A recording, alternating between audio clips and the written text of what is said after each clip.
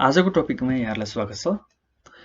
आज हामी balance seat अथवा स्टेटमेन्ट अफ फाइनान्शियल पोजिसनको बारेमा डिस्कस गर्न गइरहेका छौं। अब हामीले चाहिँ यो ब्यालेन्स सिटलाई कसरी पढ्ने, ब्यालेन्स सिटमा के कम्पोनेन्टहरु हुन्छ त्यो कुराहरु चाहिँ डिटेलमा म आज भन्ने छु। ब्यालेन्स सिटमा चाहिँ एउटा साइडमा चाहिँ एसेट हुन्छ र अर्को साइडमा लायबिलिटी एन्ड इक्विटी हुन्छ। एसेट भनेको सम्पत्ति हो र लायबिलिटी भनेको दायित्व अथवा इक्विटी भनेको इन्भेस्टरले लगाएको पैसा, आफ्नो खल्तीबाट लगाएको पैसालाई इक्विटी भनिन्छ। अब यो बोथ साइड चाहिँ ब्यालेन्स हुनुपर्ने हुन्छ। यो भिडियोमा चाहिँ हामीले एसेट साइडको cash and cash equivalent, inventory, account receivable, त्यसैगरी लायबिलिटी साइडको चाहिँ लायबिलिटीज, शेयरहोल्डर्स इक्विटी र अकाउन्ट पेएबल चाहिँ हामीले डिस्कस गर्ने छौं। कुनै पनि कम्पनीको अब ब्यालेन्स सिट चाहिँ asset equal to shareholders equity plus liability चाहिँ हुने गर्दछ। त्यो भएर यो चाहिँ एउटा मास्टर फर्मुला हो। यसलाई चाहिँ एसेट साइडलाई फर्दर ब्रेकडाउन गर्दा चाहिँ हामीले चाहिँ के पाउँछौँ भने current asset plus non current asset equal to, अनि शेयरहोल्डर्स इक्विटीलाई चाहिँ फर्दर ब्रेकडाउन गर्दा स्टक प्लस रिटर्न अर्निङ, अनि लायबिलिटी साइडलाई चाहिँ current liability plus non current liability. अब करेन्ट एसेट भनेको क्याश, क्याश इक्विभ्यालेन्ट, रिसिभेबल, एक वर्षभित्र चाहिँ कन्भर्ट हुने खालको रिसिभेबलहरु भयो हैन। अनि नन करेन्ट एसेट भनेको चाहिँ अब फिक्स्ड एसेटहरु, अनि एक वर्षपछि चाहिँ क्याशमा कन्भर्ट हुनेहरु, रिसिभेबलहरु त्यस्तो चाहिँ नन करेन्ट एसेटमा पर्छ। त्यसैगरी स्टकमा चाहिँ तपाईको कुनै पनि इन्भेस्टरले चाहिँ डाइरेक्टली आफ्नो खल्तीबाट लगाएको पैसा चाहिँ स्टकमा काउन्ट हुन्छ। त्यसैगरी रिटर्न अर्निङ भनेको चाहिँ कम्पनीले कमाएर शेयरहोल्डरलाई डिस्ट्रिब्युट नगरेको र कम्पनीसँगै राखेको पैसालाई चाहिँ रिटर्न अर्निङ भनिन्छ। त्यसैगरी करेन्ट लायबिलिटी भनेको चाहिँ एक वर्षभित्र चाहिँ तिर्नुपर्ने पैसाहरुलाई चाहिँ करेन्ट लायबिलिटीमा आउँछ। त्यसैगरी नन करेन्ट लायबिलिटी भनेको एक वर्षभन्दा बढी पछि तिर्दा पनि हुने लायबिलिटीहरुलाई चाहिँ नन करेन्ट लायबिलिटी भनिन्छ। अब यसलाई बुझ्नको लागि चाहिँ एउटा सिम्पल एक्जाम्पल लिगौं। एउटा कुनै पनि इन्भेस्टरले चाहिँ 1 लाख लगाएर इन्भेस्ट गर्छ भने ब्यालेन्स सिटको एसेट साइडमा चाहिँ क्याशमा देखिन्छ 1 लाख। त्यसैगरी शेयरहोल्डर्स इक्विटीको हेडिङमा चाहिँ स्टकमा चाहिँ 1 लाख देखिन्छ र बोथ साइड ब्यालेन्स हुन्छ। त्यसैगरी फेरि त्यो इन्भेस्टरले चाहिँ आफ्नो बिजनेस एक्सपान्सन गर्नको लागि चाहिँ लोन लिन्छ भने सपोज लङ टर्म लोन चाहिँ 50,000 र सर्ट टर्म लोन चाहिँ 30,000 मात्र लियो भने अब क्याशमै देखिन्छ सबै, यो लोन लिएको जति क्याशमै जोडियो 1 लाखमा 80,000 जोडेर 1,80,000 भयो। र अब अर्को साइडमा चाहिँ करेन्ट लायबिलिटीमा चाहिँ सर्ट टर्म डेब्ट र नन करेन्ट लायबिलिटीमा चाहिँ लङ टर्म डेब्ट गरेर 1,80,000 बोथ साइड हुन्छ। यो चाहिँ जस्तो सुकै फाइनान्शियल इभेन्टहरुलाई चाहिँ सबैलाई रेकर्ड गर्दै जाँदा हैन, फाइनान्शियल पोजिसनमा रेकर्ड गर्दै जाँदा चाहिँ बोथ साइड ब्यालेन्स हुने भएको भएर चाहिँ यसलाई ब्यालेन्स सिट भनिन्छ र यसलाई चाहिँ पोजिसन अफ फाइनान्शियल स्टेटमेन्ट पनि भनिन्छ। कुनै पनि यसले चाहिँ यो स्टेटमेन्टले चाहिँ कुनै पनि कम्पनीको वित्तीय अवस्थालाई चाहिँ झल्काउने गर्दछ, त्यही भएर यसलाई चाहिँ पोजिसन अफ फाइनान्शियल स्टेटमेन्ट पनि भनिन्छ। करेन्ट एसेट साइडको क्याश एन्ड क्याश इक्विभ्यालेन्टहरु चाहिँ पहिलो नम्बरमा आउने गर्दछ। अब यो क्याश एन्ड क्याश इक्विभ्यालेन्टलाई चाहिँ एज इन्भेस्टर चाहिँ हामीले कसरी हेर्ने भन्दा अब हामीले चाहिँ we must be aware that how much company requires to meet short term obligation run business versus how much company is holding. कम्पनीले कति चाहिएको छ र कति होल्ड गरेको छ चाहिँ हाम्रो चासोको विषय रहने गर्दछ ब्यालेन्स सिटमा। It is better to avoid companies with insufficient cash balance. अब लिक्विडिटी लो छ अनि कम्पनी रन गर्ने नसक्ने अवस्थामा छ भने पनि त्यस्तो कम्पनीहरु चाहिँ अभोइड गर्नुपर्ने हुन्छ। यसलाई मेजर गर्नलाई कतिको सही हो त, कति ठीक हो त भन्ने कुराहरु चाहिँ हाम्रो रेशियो नै क्याल्कुलेट गरेर हेर्नुपर्ने हुन्छ। अब एक्सेस क्याश पनि सधैँ राम्रो हुँदैन। कुनै पनि कम्पनीले धेरै क्याशहरु होल्ड गरेको छ भने पनि त्यो पनि राम्रो हुँदैन। Because company is holding excess cash and losing potential investment opportunity that is management is not efficient in utilising company resources. त्यो भएर यदि कुनै पनि कम्पनीहरुले चाहिँ एक्सेस क्याश राखेको छ भने पनि त्यसले चाहिँ राम्रो चाहिँ आफ्नो रिसोर्सेसहरुलाई चाहिँ परिचालन गरेको छैन भने चाहिँ हामीले बुझ्नुपर्ने हुन्छ। त्यो भएर चाहिँ क्याश भनेको चाहिँ जहिले पनि आइडियल हुनुपर्ने हुन्छ। ठ्याक्क जति चाहिन्छ त्यति, त्यो भन्दा बढी पनि हुनु हुँदैन र कम पनि हुनु हुँदैन। यसलाई मेजर गर्नको लागि चाहिँ हामीले कुनै पनि करेन्ट एसेटमा चाहिँ क्याशको पोर्सन कति हुन्छ भनेर चाहिँ हेर्नको लागि चाहिँ cash to current asset ratio हेर्ने गर्दछौं। यो सबै फिगरहरु चाहिँ ब्यालेन्स सिटबाट आउने गर्दछ र ब्यालेन्स सिटबाट इजिली क्याल्कुलेट गर्न सकिन्छ। 40% अर त्यो भन्दा लो भएको चाहिँ राम्रो, किनभने हामीले चाहिँ धेरै क्याशहरु होल्ड गरेको भन्दा पनि थोरै क्याश होल्ड गरेर बिजनेस रन गर्न सकेको चाहिँ इफिसिएन्ट मानिन्छ। 60% भन्दा बढी भयो भने चाहिँ त्यस्तो कम्पनीहरुलाई चाहिँ हामीले अभोइड गर्नुपर्ने हुन्छ। कुनै पनि कम्पनीको करेन्ट एसेटको फिगरमा क्याश एन्ड क्याश इक्विभ्यालेन्ट 60% भन्दा बढी भयो भने चाहिँ त्यो नराम्रो भयो। अब यो चाहिँ अब एज इन्भेस्टर चाहिँ हामीले एनालाइसिस गर्दा चाहिँ इयरली फिगरलाई पनि हेर्नुपर्ने हुन्छ र क्वार्टरली फिगरलाई पनि हेर्नुपर्ने हुन्छ यो रेशियो चाहिँ। यो त भयो क्याश एन्ड क्याश इक्विभ्यालेन्टको कुरा। त्यसैगरी नन करेन्ट एसेटमा चाहिँ अर्को रहेको छ इन्भेन्ट्री। इन्भेन्ट्रीमा चाहिँ र मेटेरियल, वर्क इन प्रोग्रेस र फिनिश गुडहरु पर्ने गर्दछ। यो चाहिँ टिपिकल म्यानुफ्याक्चरिङ कम्पनीहरुको ब्रेकडाउन हो र ट्रेडिङ हो भने चाहिँ ट्रेडिङ आइटमहरु मात्रै पर्ने गर्दछ। अब यसमा चाहिँ अब हाई इन्भेन्ट्री हाल्दा पनि के हुन्छ भने यसको फाइदाहरु पनि छ, बेफाइदा पनि छ। जस्तै हाई इन्भेन्ट्री भयो भने चाहिँ क्विकली अर्डर फिल गर्न सक्छ, त्यसैगरी बेटर कस्टमर सर्भिस हुन सक्छ। भर्सेस अब लो इन्भेन्ट्री भयो के रे भर्सेस यसको बेफाइदा के छ भने रेन्टल कस्ट बढी हुन सक्छ, इन्स्योरेन्स बढी हुन सक्छ, पर्सनल कस्ट बढी हुन सक्छ। त्यसैगरी कुनै पनि फ्यासनेबल आइटमहरु छ भने चाहिँ त्यो आइटमहरु चाहिँ आउट अफ फ्यासन हुन सक्छ। त्यो भएर हाई इन्भेन्ट्री हुनु पनि नराम्रो छ, फाइदा पनि छ, बेफाइदा पनि छ।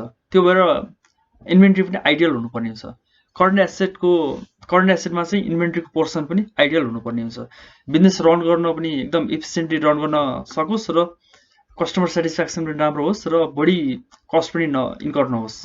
त्यो भएर कस्तो खालको इन्भेन्ट्री पोजिसन राम्रो त भन्ने कुरा त्यो मेजर गर्नको लागि चाहिँ हामीले inventory to current asset ratio चाहिँ हेर्नुपर्ने हुन्छ। Inventory to current asset ratio measure गर्नको लागि चाहिँ inventory divided by current asset into 100% गरेपछि त्यो रेशियो आउने गर्दछ। यसको लागि पनि 20 to 40% चाहिँ आइडियल हो। 20 to 40% राख्नु भनेको राम्रो हो टिपिकल कुनै पनि कम्पनी म्यानुफ्याक्चरिङ कम्पनीको लागि।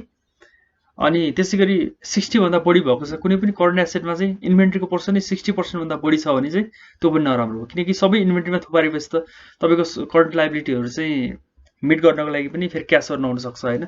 60% भनेको पनि धेरै हुन्छ। त्यो भएर 60% भन्दा बढीलाई पनि अभोइड गर्नुपर्ने हुन्छ र 20 देखि 40 चाहिँ आइडियल हो। यसको पनि इयरली र क्वार्टरली फिगर नै हेर्नुपर्ने हुन्छ।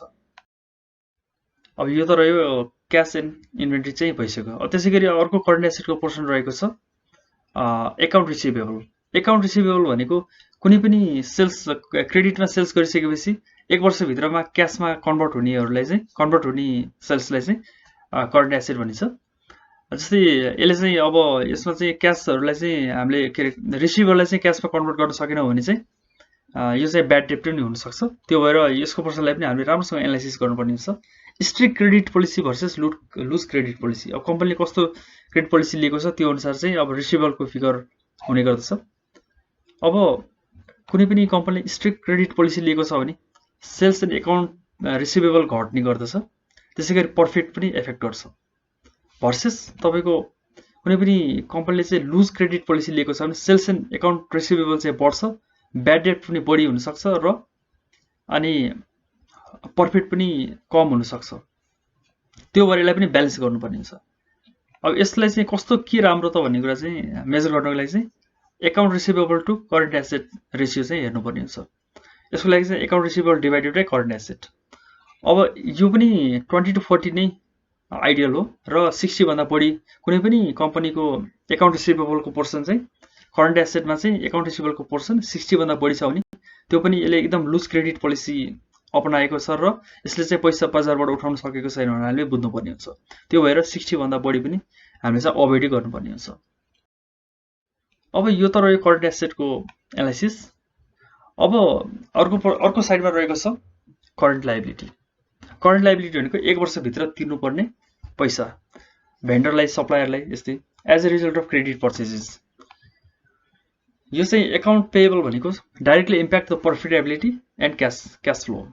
अब यसले चाहिँ अकाउन्ट पेएबल अब तपाईले पैसा तिर्नुपर्ने बजारमा छ भने चाहिँ यसले चाहिँ प्रॉफिटेबिलिटीमा हिट गर्न सक्छ र हाम्रो क्याश फ्लोमा पनि यसले हिट गर्छ।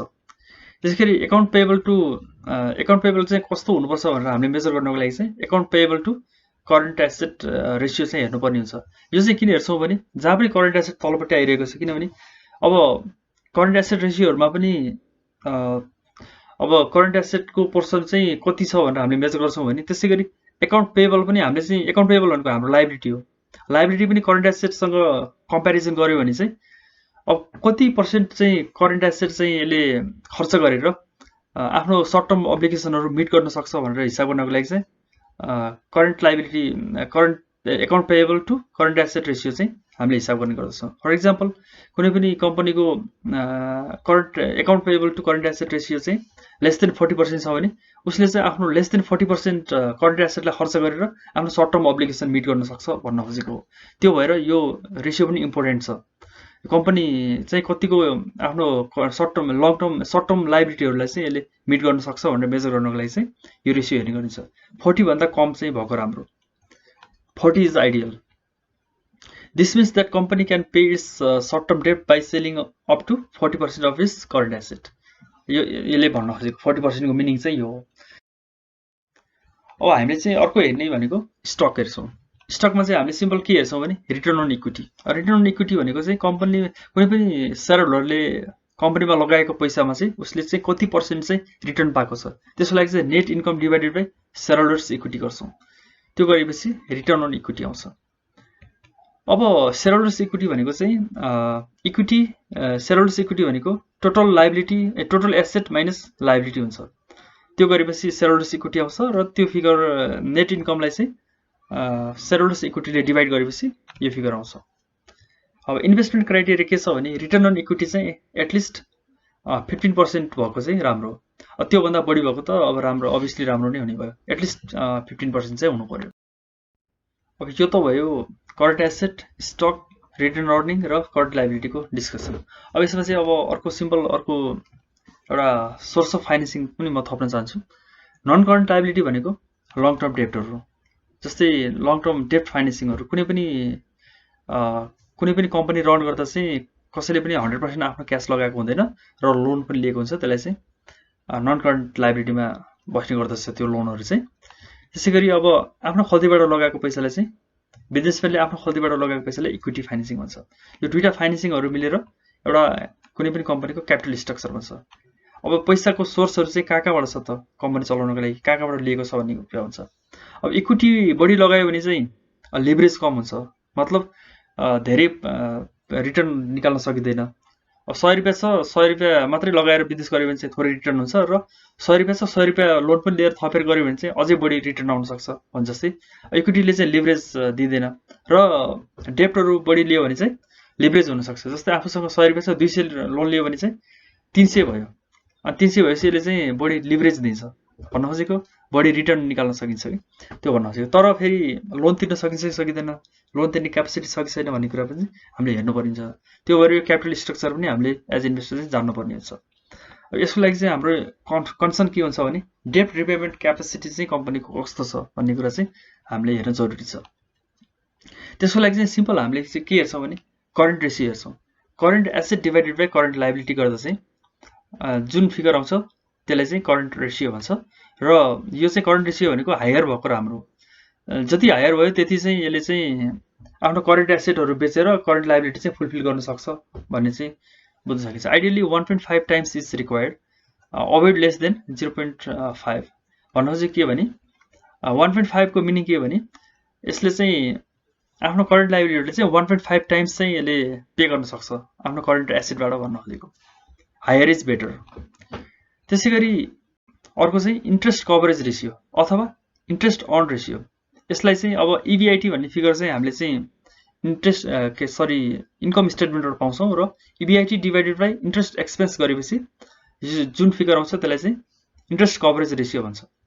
यो पनि हायर भएको राम्रो र 15 भन्दा बढी भएको चाहिँ हामीले चाहिँ चुज गर्नुपर्ने हुन्छ। यसले चाहिँ कस्तो भन्न खोजेको भने अब आफ्नो EBIT बाट चाहिँ हामीले चाहिँ इन्ट्रेस्ट एक्सपेन्स गर्नलाई चाहिँ 15 टाइम पुग्छ भन्न खोजेको। अब अर्को रहेको छ वर्किङ क्यापिटल टु डेब्ट रेशियो। वर्किङ क्यापिटल टु डेब्ट रेशियो भनेको चाहिँ 0.2 भन्दा बढी भएको राम्रो।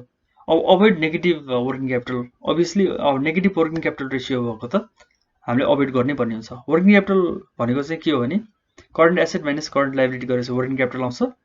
यो पनि ब्यालेन्स सिटबाट पाइन्छ। त्यसैगरी डेब्ट भनेको त लोन भइहाल्यो।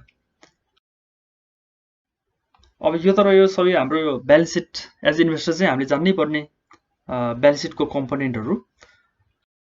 त्यसैगरी अब हामीले प्र्याक्टिकली हेर्नु पर्दा चाहिँ एउटा म हिमालयन डिस्टिलरीको SDL को लिएको छु प्र्याक्टिकली बुझ्नको लागि। यसमा चाहिँ अब ब्यालेन्स सिट चाहिँ यस्तो खालको देखिन्छ। अब करेन्ट एसेट मैले भनेअनुसारै अब एसेटमा चाहिँ करेन्ट नन करेन्ट एसेट छ हैन, अनि त्यसै गरी टोटल नन करेन्ट एसेट अनि करेन्ट एसेटहरु छ। अनि अब हामीले हेर्ने फिगरहरु भनेको चाहिँ इन्भेन्ट्री भयो हैन, अनि ट्रेड रिसिभेबल भनेको एकाउन्ट रिसिभेबल भनेको ट्रेड रिसिभेबल भयो, cash and cash equivalent figure भयो। त्यसै गरी इक्विटी साइडमा चाहिँ इक्विटी भयो, इक्विटी साइडमा इक्विटी, अनि शेयरहोल्डर्स क्यापिटल भयो, शेयरहोल्डरले लगाएको पैसा चाहिँ यो हो हैन। अनि रिजर्भ एन्ड सरप्लस भनेको रिटेन अर्निङहरु भयो। अनि नन करेन्ट लायबिलिटीमा चाहिँ अनि बोरोइङहरु भयो, 1 वर्षभित्र तिर्नुपर्ने, डिफर्ड ट्याक्स लायबिलिटीहरु पनि छ। त्यसै गरी करेन्ट लायबिलिटीमा चाहिँ अब ट्रेड पेएबल भनेको एकाउन्ट पेएबल भयो। यसरी नै सबै फिगरहरु छ, ब्यालेन्स भएको छ हैन। यसलाई चाहिँ सिम्पल अब हामीले चाहिँ त्यो अघि दिएको फर्मुलाहरुबाट राखेर चाहिँ प्लट गरेर सिम्पल रेशियोहरु क्याल्कुलेट गर्न सक्छौं। त्यो भएर यो चाहिँ कुनै पनि गाह्रो छैन र यो तपाईहरुले चाहिँ गर्न सक्नुहुन्छ, मलाई विश्वास छ। तपाईहरु आफै प्र्याक्टिकली गर्नु होला र कुनै कन्फ्युजन छ भने चाहिँ कमेन्ट गरेर कमेन्ट सेक्सनमा मलाई जानकारी दिनु होला, म त्यो कन्फ्युजनलाई चाहिँ क्लियर गर्नेछु भन्दै आजको भिडियोबाट म बिदा हुन चाहन्छु। हस्त, धन्यवाद।